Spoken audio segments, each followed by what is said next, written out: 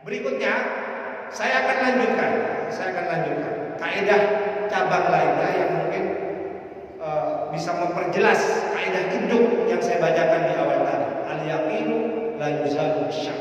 Keyakinan itu tidak boleh hilang karena keraguan. Nah, kaidah cabang berikutnya saya bacakan.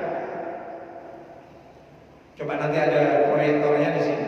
Saya boleh usul ya, takmir nanti bisa ya pakai proyektor supaya lebih asik belajarnya. Ya ini sekedar usul. Baik, kaidah berikutnya adalah al-aslu bara'atul dhimmi. Saya ulang sekali lagi, al-aslu bara'atul dhimmi. Hukum asal adalah bebasnya seseorang dari tanggung jawab. Hukum asalnya kita ini terbebas dari tanggung jawab. Bara'atul dhimmi, terbebas dari tanggung jawab. Asalnya seperti itu. Kita terlahir dalam kondisi lemah, bayi, masih anak-anak, belum dewasa, belum balik. Pada asalnya kondisi seperti itu meyakinkan diri kita jangan ragu. Bagi mereka yang seperti itu, kita punya hukum asal. Asalnya dia bebas dari tanggung jawab.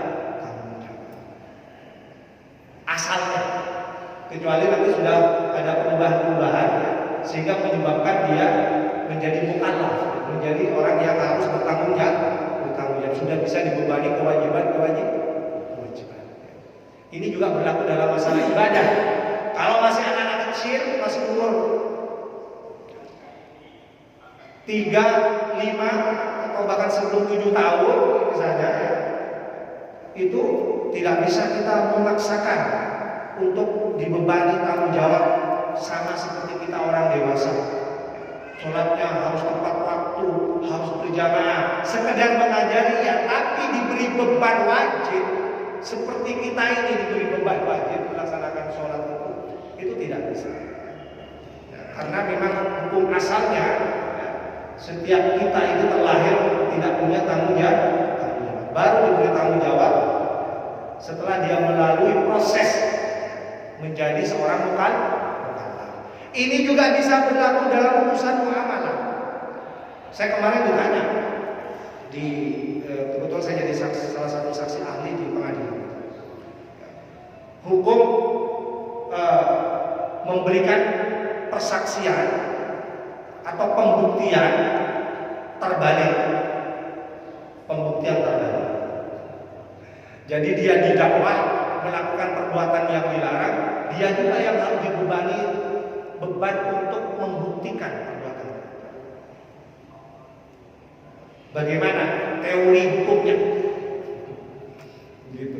Nah, saya terbantu dengan kaidah ini. Walaupun saya belajar ilmu hukum yang umum, tapi saya terbantu dengan kaidah. Jamaah yang berbahagia.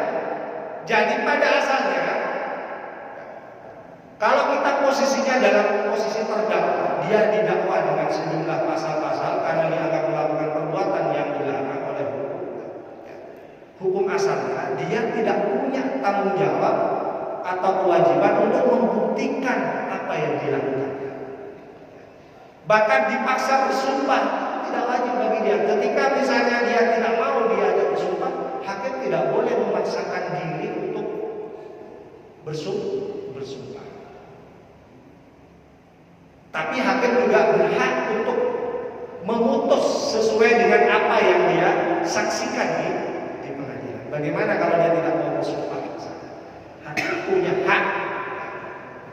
Dia punya kekuasaan yang diatur dalam kekuasaan kehakiman untuk memutus berdasarkan kejadian, persaksian, pemeriksaan, pembuktian yang terjadi di pengadilan.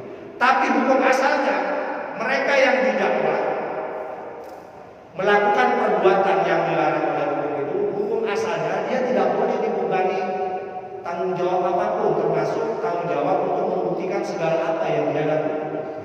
Sebaliknya saya katakan justru yang dibebani tanggung jawab itu adalah yang mendakwa itu. Kalau dia didakwah oleh jaksa, maka jaksa yang juga harus mestinya yang lebih wajib untuk diberi beban untuk menghadirkan bukti-bukti itu. Makanya nanti akan diperjelas dalam kaidah yang lain. Misalnya ada kaidah yang mengatakan al-muthbitu yutalabu bid-dalil. Orang yang menetapkan itu yutalabu, dituntut ad-dalil, adanya dalil. Jadi kalau kita ini menetapkan sesuatu, ya, jangan kemudian tidak ada dalilnya. Kalau ditanya dalilnya mana? Jadi kalau Anda berani menetapkan sesuatu, ya, ada kewajibannya, yutalabu bid-dalil. Dia harus menghadirkan dalil.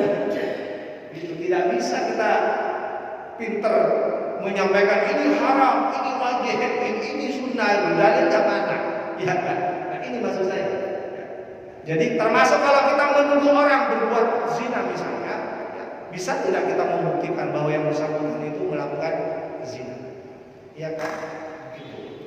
Nah, mereka yang didakwa, mereka yang berstatus terdakwa itu, ya, tidak ada kewajiban itu, tapi bukan berarti tidak bisa. Kalau dia mau, silakan. Cuman kalau dia tidak mau, menolak misalnya, maka hakim tidak boleh memaksa untuk membuktikan. Ya. Karena dia tidak mau, dia hanya bersumpah, disuruh bersumpah enggak. Hakim tidak boleh juga. Kenapa? Al-aslu bara'atu dhimma. Asalnya dia tidak terbebani, kita tidak ada beban. Ya. Tidak dibebani kewajiban tanggung jawab. Jamaah yang berbahagia ini penting ya, karena nanti kita akan bertemu dengan berbagai kasus-kasus yang mirip-mirip seperti ini. Kemudian berikutnya, al-aslu ada, pakai ain, bukan pakai ayat. Al-aslu ada. Hukum asal itu ada, tidak ada. Jadi hukum asal itu tidak ada. Seperti misalnya contoh, kita baru bangun tidur, dari bangun tidur, habis bangun tidur, kita bersiap-siap untuk sholat subuh ke masjid, ya. Tapi karena kita terlambat, bangunnya terlambat, bisa saja kemudian kita langsung tiba-tiba masuk ke masjid, lupa tidak berwudu. Sampai di masjid belum mulai sholat, muncul keraguan itu. Loh, saya ini sudah berwudu belum ya? Gitu kan. Dari sangat semangatnya takut ketinggalan sholat jamaah, bisa saja dia langsung masuk tidak berwudu. Tiba-tiba pas sudah masuk sholat, muncul keraguan itu, saya sudah belum ya berwudu. Apakah kita pernah mengalami itu? Pernah mengalami kan? Maka berdasarkan kaidah ini al-aslu ada, asal daripada sesuatu itu tidak ada. Jadi hukum asalnya Anda belum berwudu, sehingga kalau ingat sebelum sholat Anda harus berwudu. Kenapa? Karena asalnya kita itu tidak berwudu. Jangan kemudian memaksakan diri siapkan lagi, enggak saya berwudu gitu kan. Misalnya enggak bisa. Kenapa? Karena asalnya setiap orang ketika dia bangun tidur pasti dia tidak berwudu. Asalnya seperti itu. Ya. Jadi ketika kita bangun dari tidur malam, asalnya setiap orang itu tidak berwudu. Ya. Makanya dia harus berwudu kalau dia mau melaksanakan sholat. Kalau muncul keraguan, tiba-tiba langsung masuk masjid, masuk ke shop, kemudian keraguan itu muncul, saya sudah berwudu enggak ya? Maka hukum asalnya dia belum berwudu. Wudu itu tidak ada asalnya, jadi Anda harus berwudu dulu. Berbeda kalau kondisi kita seperti sekarang ini. Kita sekarang ini sudah dalam kondisi berwudu, ya enggak?